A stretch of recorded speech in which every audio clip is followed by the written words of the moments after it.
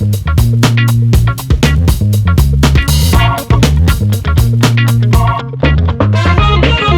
everyone. My name is Michael DeForge. Thanks for watching. Yeah, I hope everyone is staying safe right now. Feels very pat to keep saying and repeating over and over. But yeah, I appreciate it. I'm here with a new book that Drawn and Quarterly published in March called Familiar Face.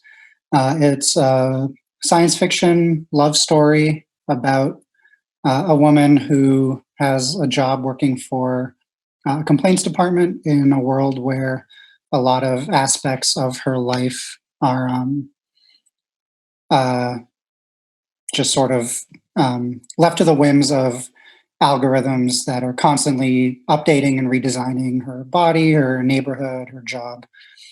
And yeah, I'll just jump straight to the reading. I don't know if people can see the screen share I have from Zoom. Um, I'm just going to wait till I can confirm that it is visible to everybody. Okay. Um, so yeah, this is the cover, and this. I'll just be reading from the opening portion of the book. I would hold up an old photograph. My name would be written on it, but I'd have no idea who or what I was looking at. With every passing year, our bodies became more and more optimized. But optimized how? It was impossible to say. Our cities, too, had become optimized. They were finely tuned, highly efficient machines. But efficient how? If they were machines, what were their functions? We had no one to ask. They'd be updated daily, weekly even. Errors were corrected. The nature of these errors was never disclosed, but we were assured patches had been installed. Maps would rearrange themselves with every update. The street you were driving on would fold in on itself without any warning. You'd find yourself trapped in a cul-de-sac with no visible exit for days, sometimes months. It was the same with buildings. The hallway you were walking in would come to an abrupt end. A door that previously led to a public washroom would suddenly open to a swimming pool or tapas restaurant or your parents' bedroom. You'd be signaled if the building you were in was scheduled to collapse. You had to be sure your settings weren't on sleep mode, miss the vibration, and risk your roof caving in on you, or being sucked into oblivion alongside your living room floor. You might be homeless for a time, but usually, eventually, provided with a new abode. Transformations to your body would occur at a similar frequency. The updates occurred while you were sleeping with no advance warning. You'd get some pretty messed up dreams. The changes were unpredictable. You'd wake up with a new neck or an extra rib, no arms, 5 legs, 12, an inch taller, a foot shorter, with a tail, facial hair, a pop pimple, dark circles under your eyes.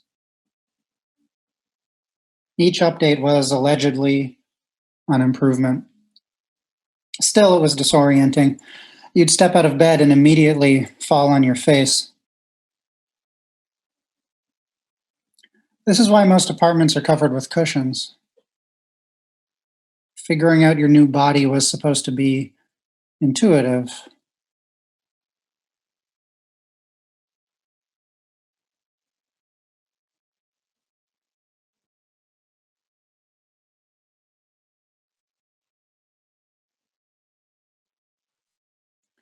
If you had an issue with any of these changes, you could submit a complaint. I worked for the complaints department. My job at the department was to simply read complaints, I was not in charge of processing or responding to complaints. Those systems were automated. I just read them. In fact, many of the complaints had already been processed by the time they reached my desk. The automated system came under fire a few years back for being too opaque. My job was created in response to those criticisms as part of an accountability effort. Even when their complaints were left unaddressed, people felt more comfortable knowing there was at least a person on the other end reading what they had to say. I was never told when or if a complaint was resolved. The complaints were randomized and anonymized before they were given to me. Identifiable names, dates, and places were omitted. Some of them were clearly written in the present day, but others appeared to be written years ago from eras I couldn't recognize. Complaint number 5 square 13 pound, JJT square 7 triangle. Our city's garbage bins are divided into two sections, recycling and waste. The other night, a garbage truck pulled up outside a bar I was sitting in. I watched a lady walk out and empty the bin, but get this, she emptied both the recyclables and the waste into the same container. I was horrified. I took out my phone, I started filming. I thought maybe I could post it and it'd go viral. Maybe then someone would do something about it. The lady caught me recording and stormed into the bar. She screamed at me, "Stop filming, don't film me." I shouted back, "People have a right to know. It was 10 years ago. Everyone needs to get over it and leave me alone." She left. She drove off, skipping the remaining stops on her route. I looked over the footage at home and realized that I recognized her. It was redacted. She just has different hair now. She must be pretty hard up after the whole redacted thing. I couldn't believe it. I'd never met a celebrity before. Redacted used to be my jam, but honestly, meeting her in person, she seems like a total bitch.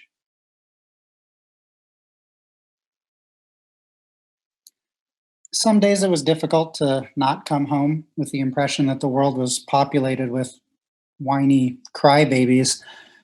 I wasn't supposed to judge. I didn't want to think of my friends and family that way, as weaklings. And you, especially, I hope to never think of you that way. Even if I wanted to, I wasn't allowed to share with you details of my job. You weren't either. You worked for maps. If you ever knew about upcoming changes to the map, you were forbidden from telling me. Except one morning, when you suggested I skip Highway 12 and take the long route to work instead, you didn't explain why. Later that afternoon, I'd read that 15 commuters perished on Highway 12. The map was updating in the middle of their drive and there was some sort of error. The mistake was quickly patched, of course. We never discussed it. I was to never learn the nature of your job, and you were to never learn the nature of mine. These sorts of contracts were apparently some manner of safety precaution. All we knew were the names of the departments we each worked in. I think this arrangement led you to believe that I had more responsibility at my job than I actually did. I would come home, you'd look exhausted, I'd collapse on the couch. I also wanted to appear exhausted from a long day at work, but work was easy. I wasn't exhausted. I wanted to share my day with you, talk about some of the complaints I'd read. Some were very funny, some were awful. I had so much to tell you, I wonder if you had anything to tell me. If there was anything else you wanted to warn me about. I loved being your girlfriend. I hope you liked being mine. We'd been together through a few different bodies. One rarely ever got used to the updates. It was occasionally even thrilling in a way, the novelty.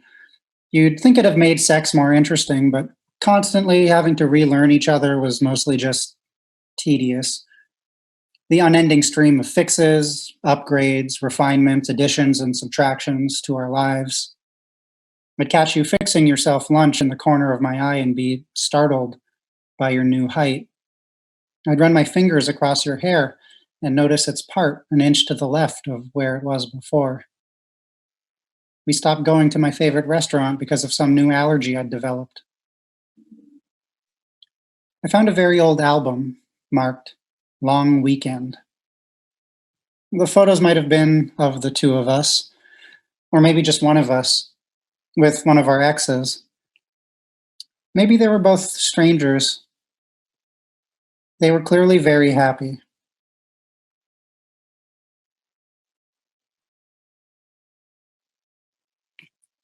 That's it for my reading. I did leave some time for questions if there are any, but if there aren't, I can also just sort of throw in a new reading as well. If you'll bear with me for a second, I can load up a second story, not from the book, but something that hasn't been published yet.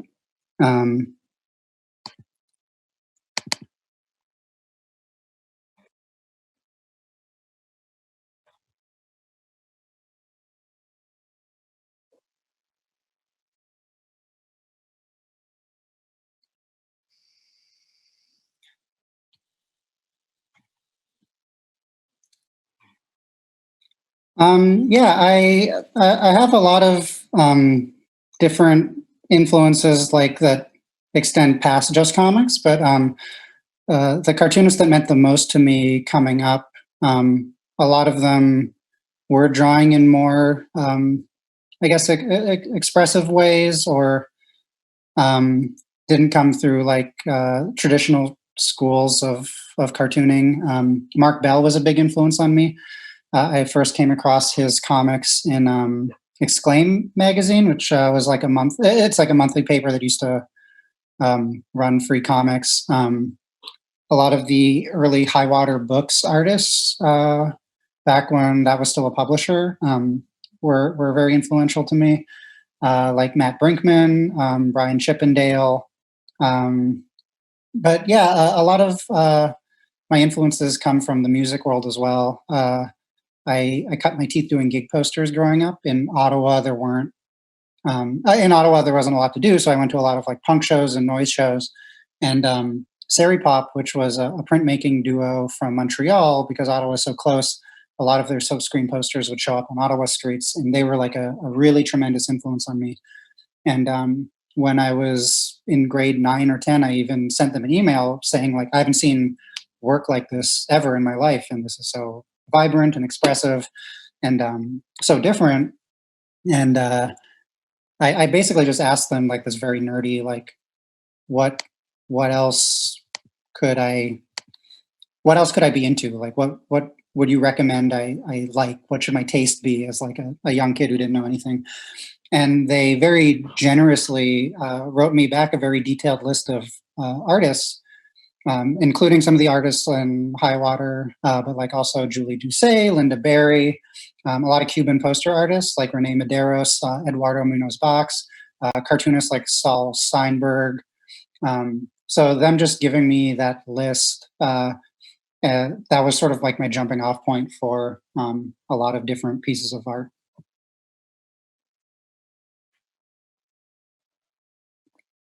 And I can now read in this questions chat. I suppose I'm supposed to read them aloud.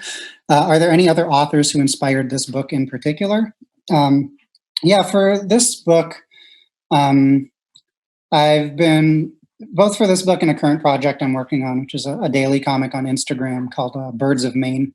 I've been reading a lot about I've been trying to like map together like an alternate history of technology, computing and the internet.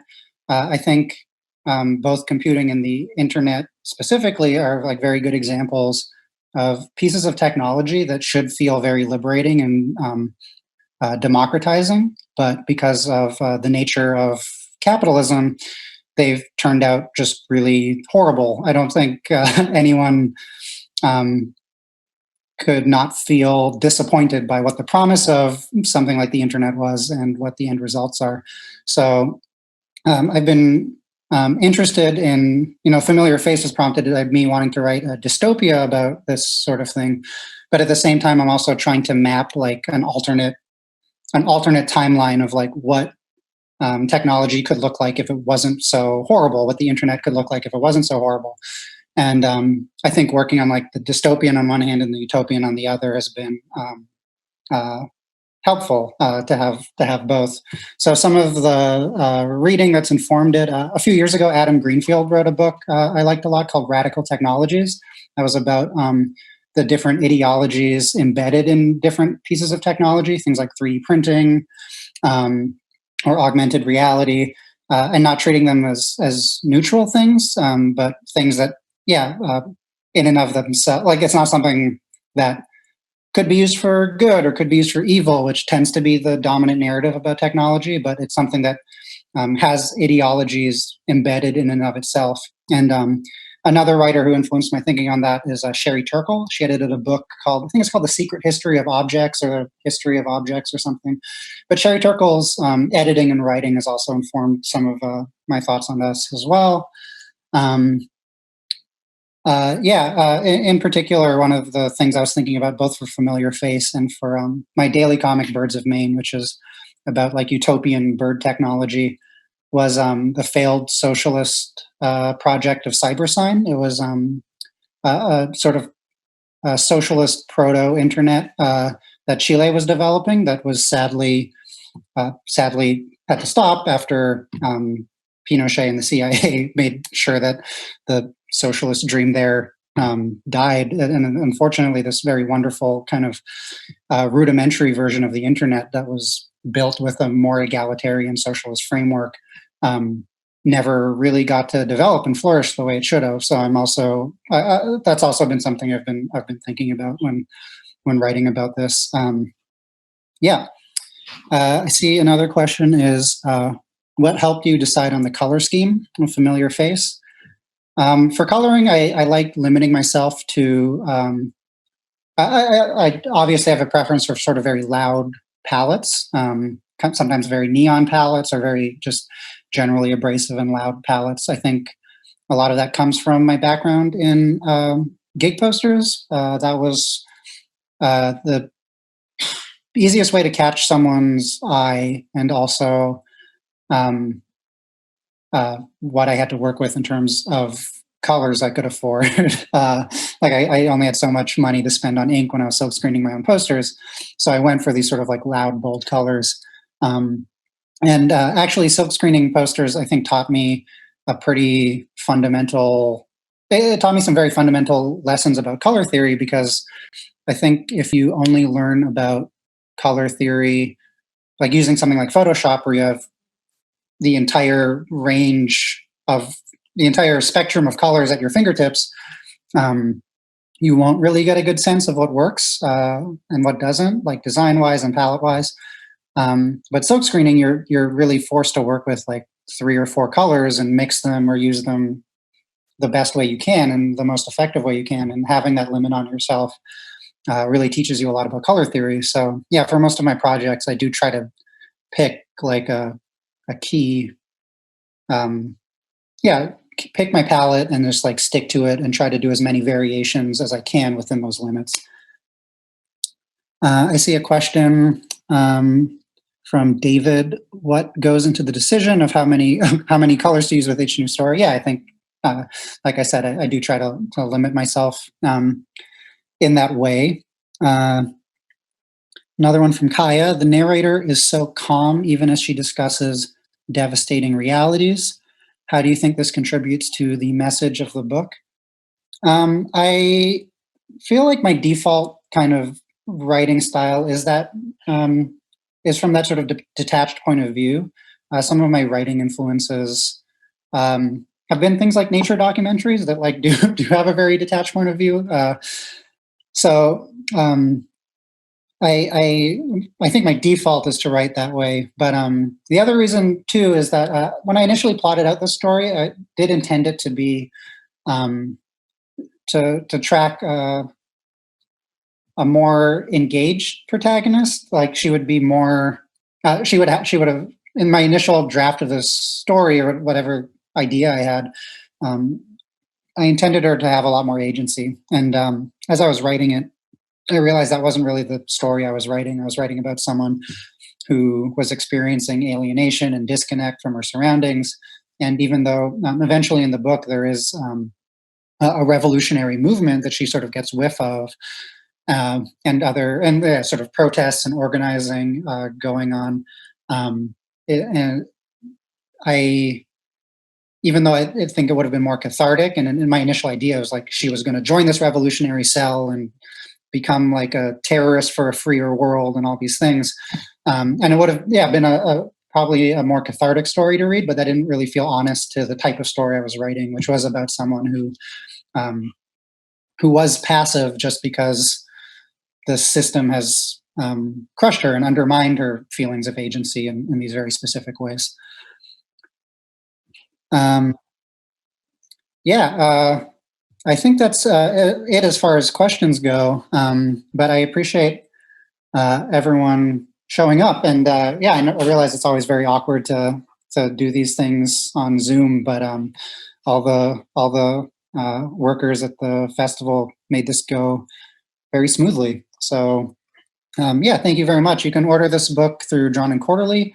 Um, and a lot of local bookstores are doing deliveries. I assume there are plenty in Montreal that are doing it, or you could look them up in your cities.